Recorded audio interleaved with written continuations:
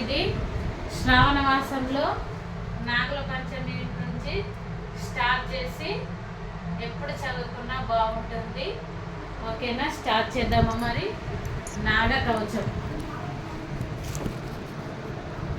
నాగరాజస్య దేవస్య కవచం సర్వసామదం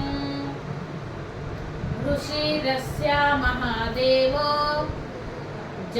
గాయత్రి చంద ఈరితః తారాబీజం శివశక్తిః క్రోధబీజస్తు కీలకః దేవతా నాగరాజస్తు ఫణామాణి విరాజితః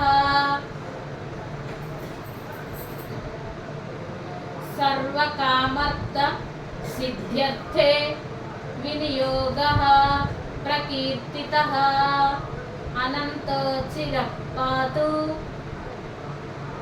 కంఠం సంకర్షణస్తథా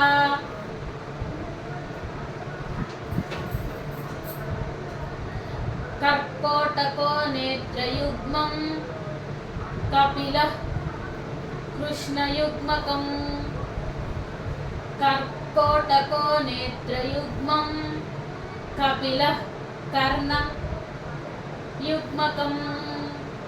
వక్షస్థలం నాగయక్షకః బాహుమాంగ భుజంగమః ఉదరం ధృతరాష్ట్రం చ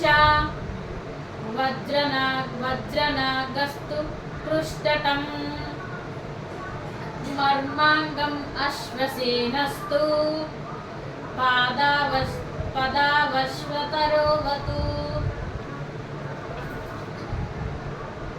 వాసుకిః పాతు మాం ప్రాచ్యే ఆగ్నేయంతు ధనుంజయః తక్షకో దక్షిణే పాతు నైరుత్యం శంఖపాలకః మహాపద్మః ప్రతిచ్యంతు వాయవ్యం శంఖనీలకః ఉత్తరే కంబలే పాతు ఈశాన్యం నాగభైరవః ఊర్ధ్వం చైరావతోద్వంతు నాగవేతాళనాయకః సదా సర్వత్ర మాం పాతు నాగలోకాది నాయకః. ఇది శ్రీ నాగకవచం సంపూర్ణం.